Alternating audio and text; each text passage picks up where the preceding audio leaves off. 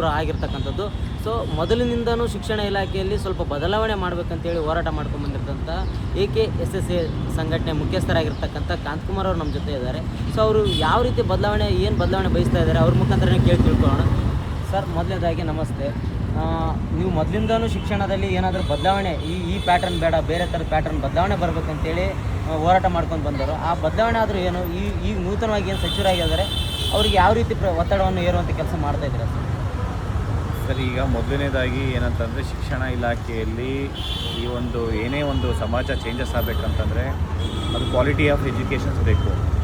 ಇವರು ಏನು push ಮಾಡಬೇಕಂತಂದರೆ, private school colleges ಇದೆಯಲ್ಲ, ಪ್ರೈವೇಟ್ ಸ್ಕೂಲು ಕಾಲೇಜಸ್ಗೆ ಫಸ್ಟು ಇವರು ಪರ್ಮಿಷನ್ಸ್ ಕೊಡಬಾರ್ದು.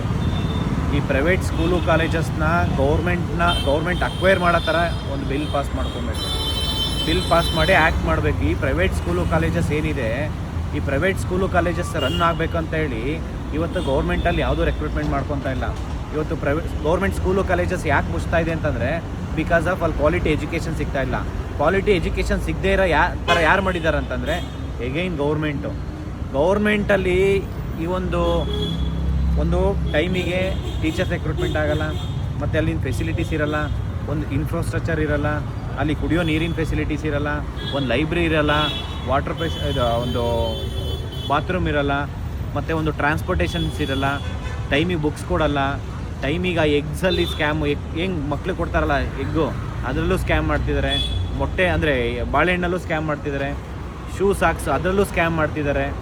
ಇವರು ಕರೆಕ್ಟಾಗಿ ಪ್ರಾಪರಾಗಿ ಒಂದು ಸ್ಕೀಮು ಗ್ರಾಸ್ ರೂಟ್ ಲೆವೆಲಿಗೆ ರೀಚ್ ಆಗಬೇಕಂತಂದರೆ ಸರ್ಕಾರದ ಹಣ ಯಾವ ರೀತಿ ಯುಟಿಲೈಸ್ ಮಾಡ್ಕೊಬೇಕಂತ ಹೇಳ್ಬಿಟ್ಟು ಮಲ್ಟಿಪಲ್ ಟೈಮ್ಸು ಒಂದು ಟೈಮ್ ಟೇಬಲ್ ಇರಬೇಕು. ಎಲ್ರಿಗೂ ಒಂದು ಅಕೌಂಟಬಿಲಿಟಿ ಕೊಡಬೇಕು, ಒಂದು ಟ್ರಾನ್ಸ್ಪರೆನ್ಸಿ ಇರಬೇಕು. ಒಂದು ರೆಕ್ರೂಟ್ಮೆಂಟ್ ಮಾಡಬೇಕಂತಂದ್ರೂ ಇಷ್ಟು ವೇಕೆನ್ಸಿ ಇದೆ, ಮೋರ್ ದೆನ್ 80,000 ವೇಕೆನ್ಸಿ ಇದೆ. ಇವ್ರು ಬರೀ 15,000 ಫಿಲ್ ಮಾಡ್ತಿದ್ದಾರೆ.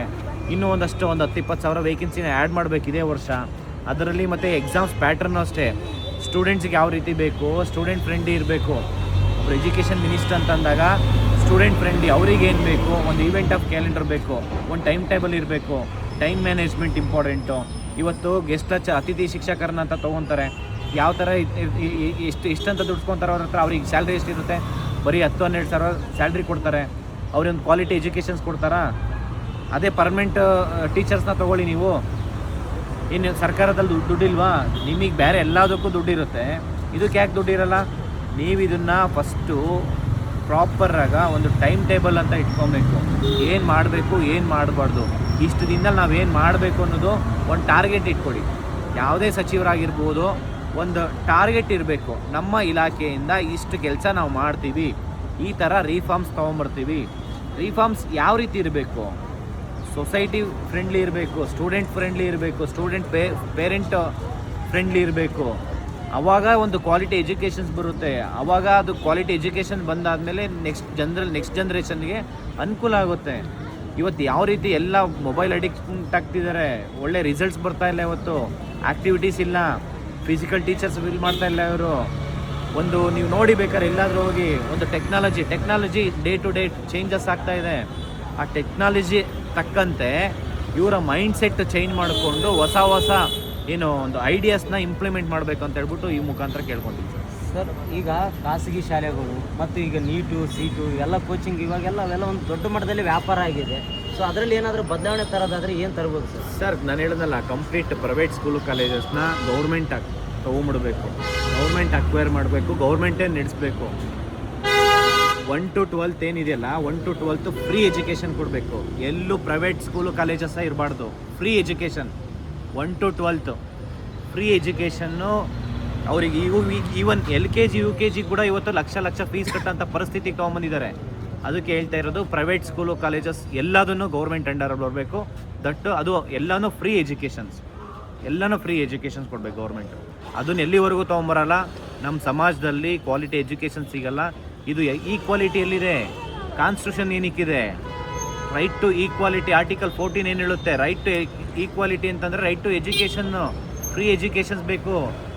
ಫ್ರೀ ಎಜುಕೇಷನ್ಸ್ ಯಾವಾಗ ನೀವು ಫ್ರೀ ಎಜುಕೇಷನ್ಸ್ ಕೊಟ್ಟರೆ, ಈಗ ಡಿಸ್ಕ್ರಿಮಿನೇಟ್ ಯಾಕೆ ಆಗ್ತಾಯಿದೆ? ಇವತ್ತು ಪ್ರೈವೇಟ್ ಸ್ಕೂಲವ್ರಿಗೆ ಹೋಗ್ತಾ ಇದ್ದಾನೆ, ಅವನು ಒಳ್ಳೆ ಎಜುಕೇಷನ್ ತೊಗೊಂಡು ಫಾರಿನ್ಗೆ ಹೋಗ್ತಾನೆ. ಇವತ್ತು ಬಡವ ಗೌರ್ಮೆಂಟ್ ಸ್ಕೂಲ್ಗೆ ಹೋಗ್ತಾನೆ, ಗೌರ್ಮೆಂಟ್ ಸ್ಕೂಲಲ್ಲಿ ಒಳ್ಳೆ ಎಜುಕೇಷನ್ ಸಿಗಲ್ಲ. ಅವನು ಅಲ್ಲಿ ಅವನು ಒಂದು ಕೆಲಸ ತೊಗೊಳೋಕ್ಕೆ 40-50 ವರ್ಷ ಆಗುತ್ತೆ. ಮತ್ತು ಅವನು ಈಗ ಪಾವರ್ಟಿಯಿಂದ ಆಚೆ ಎಲ್ಲಿ ಬರೋಕ್ಕಾಗುತ್ತೆ? ಅವ್ನು ಬಡತನದಿಂದ ಬಡವ ಆಗ್ತಾ ಇದ್ದಾನೆ, ಶ್ರೀಮಂತ ಆಗ್ತಾ ಇದ್ದಾನೆ. ಇವತ್ತು ಶ್ರೀಮಂತರು ಬಡವರು ಎಲ್ಲರೂ ಈಕ್ವಲ್ ಆಗಬೇಕಂತಂದರೆ ಈ ಒಂದು ಎಜುಕೇಷನ್ ಸಿಸ್ಟಮ್ ಚೇಂಜಸ್ ಆಗಬೇಕು. ಎಜುಕೇಷನ್ ಸಿಸ್ಟಮ್ ಏನಪ್ಪ ಅಂತಂದರೆ ಅಪ್ ಟು 12th, ಇನ್ನೂ ಒಂದು ಹೆಚ್ಚೆ ಮುಂದಕ್ಕೆ ಹೋಗೋದಾದರೆ ಡಿಗ್ರಿ ಲೆವೆಲ್ ತನಕ ಎಲ್ಲ ಫ್ರೀ ಎಜುಕೇಷನ್ಸ್ ಕೊಡಬೇಕು ಎಲ್ರಿಗೂ. ಬಡವ ಶ್ರೀಮಂತ ಅನ್ನೋದು irrespective of poor and rich ಎಲ್ರಿಗೂ ನೀವು ಫ್ರೀ ಎಜುಕೇಷನ್ಸ್ ಕೊಡಿ. ಈಕ್ವಲ್ ಪ್ರೈವೇಟ್ ಸ್ಕೂಲು ಕಾಲೇಜು ಇರಲೇಬಾರ್ದು. ಅವಾಗ ನೋಡಿ ಎಲ್ರಿಗೂ ಈಕ್ವಾಲಿಟಿ ಸಿಗುತ್ತೆ. ಅವತ್ತು ಯಾವುದೇ ಒಂದು ಜಾಬ್ಗೆ ಹೋದ್ರೂ ಅಷ್ಟೇ ಅಲ್ಲೂ ಈಕ್ವಲಾಗಿ ನೋಡ್ತಾರೆ, ಅಲ್ಲೂ ಏನು ಡಿಸ್ಕ್ರಿಮಿನೇಷನ್ ಮಾಡಲ್ಲ. ಇವತ್ತು ಅದನ್ನು ಇಂಪ್ಲಿಮೆಂಟ್ ಆಗಬೇಕು. ಅದು ಕರ್ನಾಟಕದಲ್ಲೇ ನಾವು ಮಾಡಬೇಕಂತೇಳಿ ನಾನು ಮುಂದಿನ ದಿನಗಳಲ್ಲಿ ಇದು ಹೋರಾಟ ಮಾಡ್ತೀವಿ ಸರ್. ಸೊ ರಾಜ್ಯದಲ್ಲಿ ಇಡೀ ಇಂಡಿಯಾದಲ್ಲೇ ನಾವು ನೋಡ್ಕೊಂಡ್ರೆ ನಾವು ಅತಿ ಹೆಚ್ಚು ಟ್ಯಾಕ್ಸ್ ಕಟ್ತಕ್ಕಂಥ ಸ್ಟೇಟ್ನವ್ರು ಸರ್. ಇದನ್ನು ಮನ್ಸು ಮಾಡಿದ್ರೆ ಯಾವುದೇ ಸರ್ಕಾರ, ಈ ಹಿಂದೆ ಇರ್ತಕ್ಕಂಥ ಸರ್ಕಾರಗಳಾಗಿರಲಿ ಇವಾಗಿರ್ತಕ್ಕಂಥ ಸರ್ಕಾರ, ಇದು ಮನ್ಸು ಮಾಡಿದರೆ ಮಾಡ್ತಕ್ಕಂಥ ಕೆಲಸ ದೊಡ್ಡ ಮಟ್ಟದ ಏನಲ್ಲ ಸರ್. ಇದು ಯಾಕೆ ಸರ್ಕಾರಗಳು ಈ ಒಂದು ವಿಷಯನ ನಿರ್ಲಕ್ಷ್ಯ ಮಾಡ್ತಾ ಇದ್ದಾವೆ? ಅತಿ ಹೆಚ್ಚು ಟ್ಯಾಕ್ಸ್ ಕಟ್ತಾ ಇದ್ದೀವಿ. ಅತಿ ಹೆಚ್ಚು ಏನು ರಾಜಕೀಯ ವ್ಯಕ್ತಿಗಳಿದಾರಲ್ಲ, ಇಡೀ ಇಂಡಿಯಾದಲ್ಲೇ ರಾಜಕೀಯ ವ್ಯಕ್ತಿಗಳು ಇರೋಂಥದ್ದು ಏನು ರಿಸೋರ್ಸು ಮತ್ತು ಏನು ದುಡ್ಡು ಮಾಡಿದಾರಲ್ಲ ಅವರು ಭ್ರಷ್ಟಾಚಾರದಿಂದ ದುಡ್ಡು ಮಾಡಿರೋಂಥದ್ದು, ಅದು ಯಾರು ದುಡ್ಡು? ನಮ್ಮ ದುಡ್ಡೇ. ಇಡೀ ಇಂಡಿಯಾದಲ್ಲಿ ಯಾರ ಹತ್ರನೂ ಪೊಲಿಟಿಷಿಯನ್ಸ್ ಇಷ್ಟು ರಿಚ್ ಯಾರಿದ್ದಾರೆ ನೋಡಿ ತೋರಿಸ್ಬಿಡಿ ಕರ್ನಾಟಕದಲ್ಲಿ ಬಿಟ್ಟು. ಒಬ್ಬೊಬ್ರ ಹತ್ರ ಸಾವಿರ ಕೋಟಿ ಎಲ್ಲ ಲಕ್ಷಾಂತರ ಕೋಟಿನಿ ಅಂತ ಹೇಳ್ಬೋದು. ಗೌರ್ಮೆಂಟ್ ನಾವೇನು ಒಂದೊಂದು ವರ್ಷದ ಬಜೆಟ್ ಇದು ಮಾಡ್ತೀವಿ, ಅವರಲ್ಲಿ 10 ವರ್ಷ ಅಲ್ಲಿ ಅಧಿಕಾರ ಮಾಡ್ತಾ ಅಂತಂದರೆ ಆ ಒಂದು 1/10 ಆಫ್ ದಿ ಬಜೆಟ್ ಏನಿದೆ ಇವರ ಅಕೌಂಟಿಗೆ ಹೋಗುತ್ತೆ. ಇವರಷ್ಟು ಪ್ರಾಪರ್ಟಿನೇ ಮಾಡ್ಕೊತಾರೆ. ಯಾಕೆ ಬೇಕು? ಜನಗಳು ಟ್ಯಾಕ್ಸ್ ಪೇ ಮಾಡ್ತಾರೆ, ಜನಗಳು ಕೊಡಿ, ಫ್ರೀ ಎಜುಕೇಷನ್ಸ್ ಕೊಡಿ, ಒಳ್ಳೊಳ್ಳೆ ಯೋಜನೆಗಳು ತೊಗೊಂಬನ್ನಿ. ಇವತ್ತು ನೋಡಿ ಒಂದು ಪ್ರಾಪರ್ ಒಂದು ರೋಡ್ ಮಾಡಿದ್ದಾರೆ. ಎಲ್ಲಾದರೂ ಒಂದು ರೋಡ್ ಆಗಿದೆಯಾ? ಒಂದು ರೋಡು ಯಾರಿಗಾದ್ರೂ ಫ್ರೀ ಫೆಸಿಲಿಟಿ ಸ್ಕೂಲ್ ಮಕ್ಕಳಿಗೆ ಕಾಲೇಜ್ ಮಕ್ಕಳಿಗೆ ಏನಾದರೂ ಒಂದು ಒಳ್ಳೆ ಸ್ಕೀಮ್ ತೊಗೊಂಬಂದಿದ್ದೀರಾ? ಯುವಕರಿಗೆ ನಮ್ಮ ರಾಜ್ಯದಲ್ಲಿ ನಮ್ಮ ದೇಶದಲ್ಲಿ ಮೋರ್ ದೆನ್ 65% ಯುವಕರು ಇರೋದು. ಏನು ತೊಗೊಂಬಂದಿದ್ದಾರೆ? ಏನೇನು ಚೇಂಜಸ್ ತೊಗೊಂಬಂದಿದ್ದಾರೆ? ಅವ್ರಿಗೋಸ್ಕರ ಏನು ಸ್ಕೀಮ್ಸ್ ತೊಗೊಂಬಂದಿದ್ದೀರಾ? ಏನು ಬೆನಿಫಿಟ್ ಕೊಟ್ಟಿದ್ದೀರಾ ಹೇಳಿ?